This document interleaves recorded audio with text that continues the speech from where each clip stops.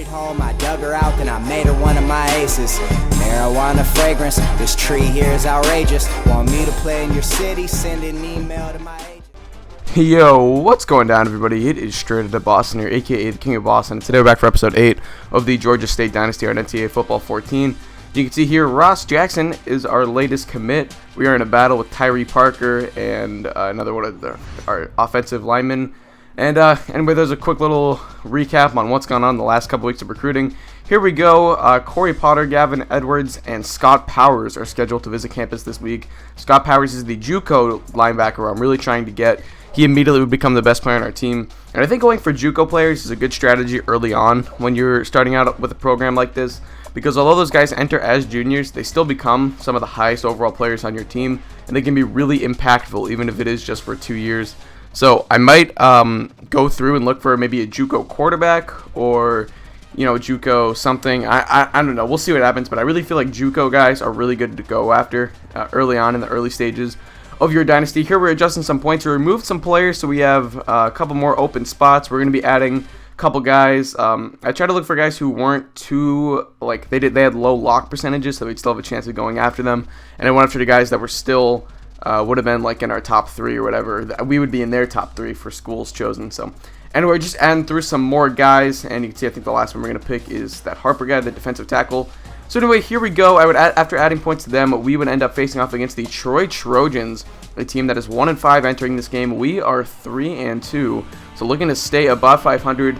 We are just 3 wins away from becoming bowl eligible, 4 from clinching a bowl game. That would be huge for the program in just its first season under an FBS, or in the FBS. So anyway, you can see Ronnie Bell, the quarterback there, who has recently established himself as our really true starter. But this week it's going to be a little bit different.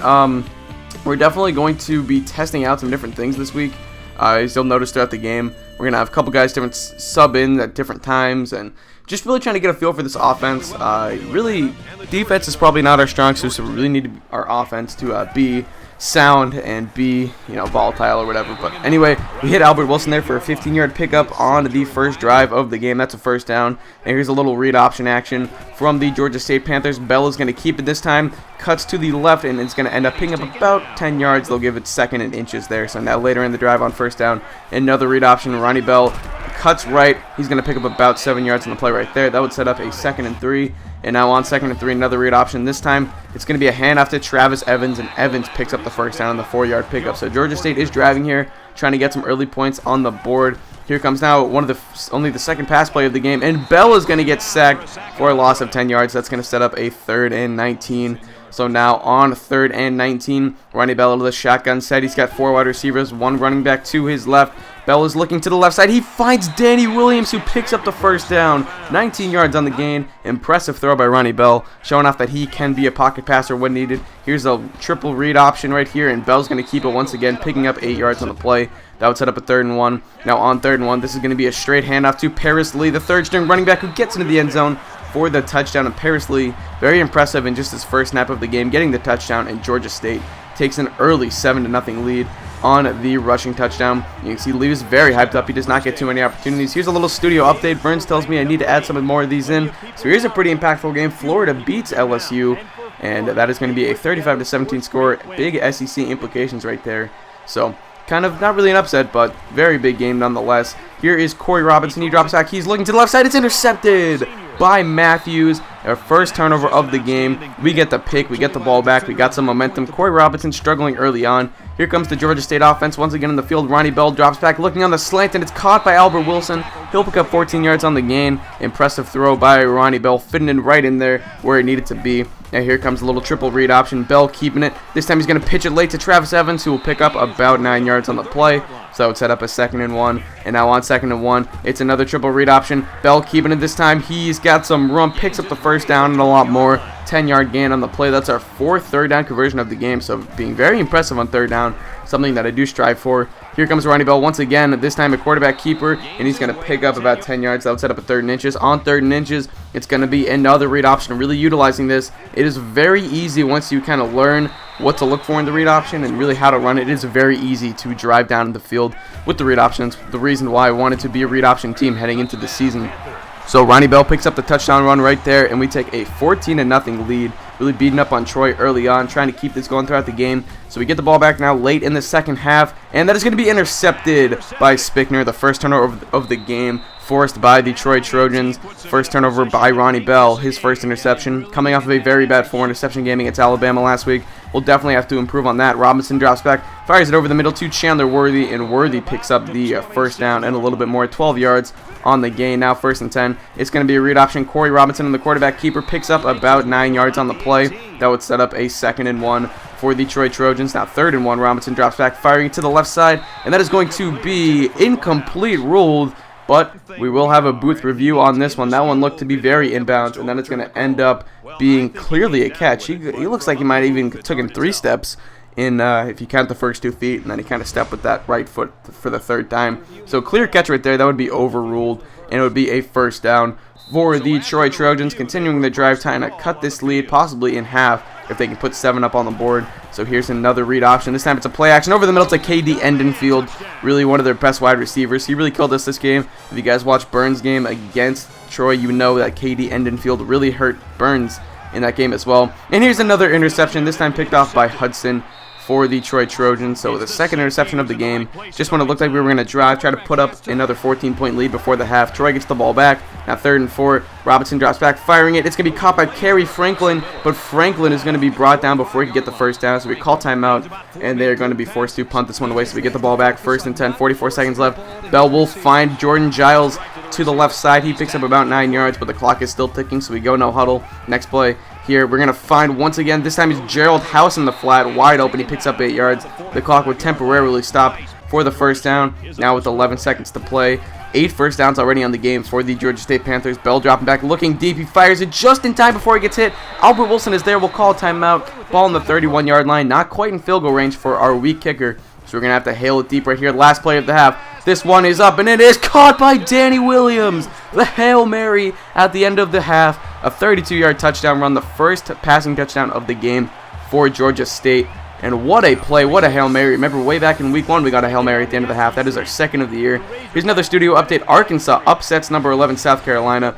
So a very big upset right there. And now, going into the half, we are up 21-7. I decided not to show any of the halftime report because I don't know, I just don't like my videos being too long, and I really don't think that stuff is really necessary to show. So anyway, here comes Kerry Franklin once again. He's going to pick up 9 yards on the rush right there. Now 2nd and 5. Here comes Robinson out of the shotgun set. He's going to fire it over the middle to Harris for the 1st down. Dondrell Harris picks up 7 on the gain. Now 3rd and 8 for the Troy Trojans.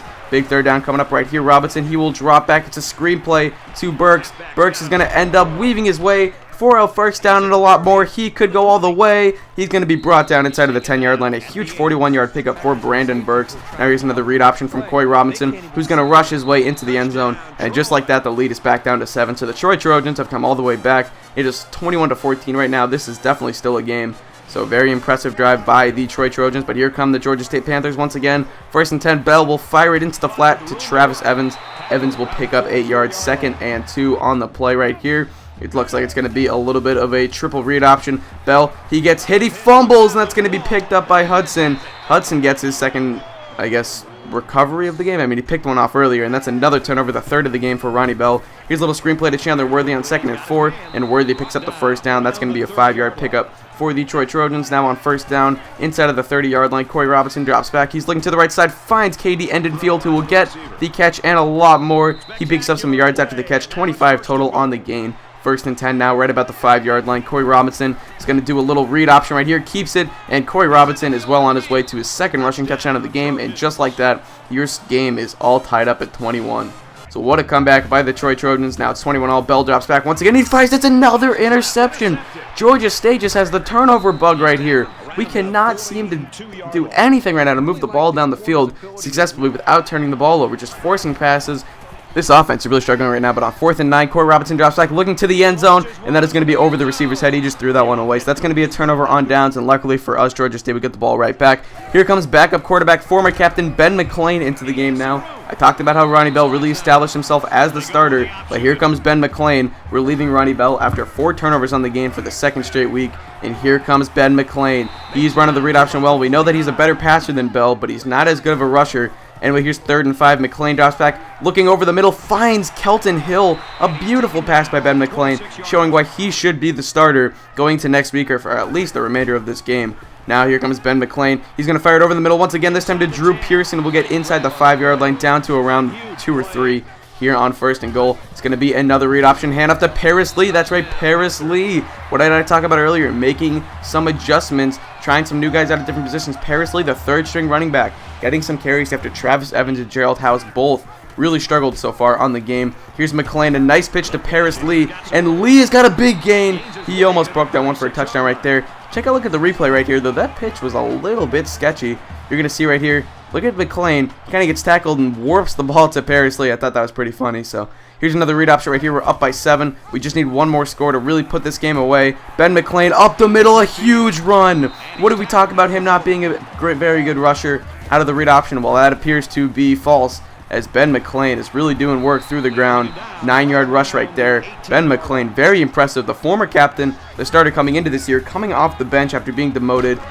You got to admire that from your former captain. Now here's Paris Lee on the 10-yard rush right there. That's going to set up a 2nd and inches. And on 2nd and inches, this time it's going to be another read option. We're going to hand it off to Paris Lee, and Lee's in there for his 3rd rushing touchdown of the game. Paris Lee, folks, not to be overshadowed by Ben McLane's performance. Paris Lee, 50 rushing yards on the game, 3 touchdowns, very impressive out of him. So now we just need some defensive stops. 1st and 10 for the Troy Trojans. That's going to be intercepted by McClendon, and that really should wrap up this game. 2-possession game, 2-touchdown game, and all we got to do is run out some clock. So here we go. It's going to be a 3rd and 9. 1st down ices this game. Troy has no timeouts left. Danny Williams makes the catch, and now with just about 2 minutes left, we can run out the clock from here, and the Georgia State Panthers will come home victorious. As you can see, we're going to add on a field goal because we are just so cool like that. We like to brag against the CPU. Why not? Figured why not. Anyway, here's one last studio update. You're going to see UL Monroe beating Texas State. This does have implications, as this is a Sun Belt game. So this could be big for conference standings later on. You can see UL Monroe 4-2, Texas State 3-2. And anyway, it's going to pretty much wrap up this game. Georgia State takes home the victory, 35-21, bouncing back after a rough loss against Alabama last week. So that's going to wrap up this video. Thank you guys for watching. Hope you did enjoy. So I'm out. Peace.